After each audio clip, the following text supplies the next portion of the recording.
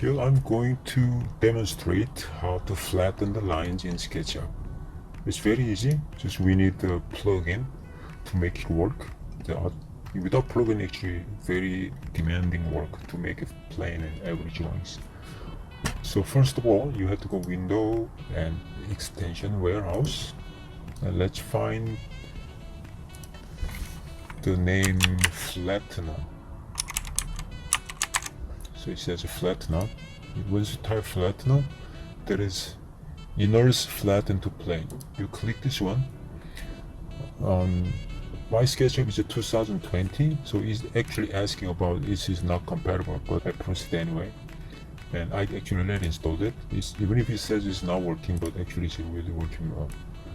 So for this line, as you see, there's a sample. You can flatten up by Inner's flatten surface, flatten plane. And we can check if it's a flatten up. We can do it. So the surface has been created.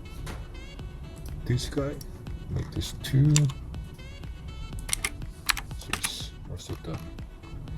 This guy, also simply done.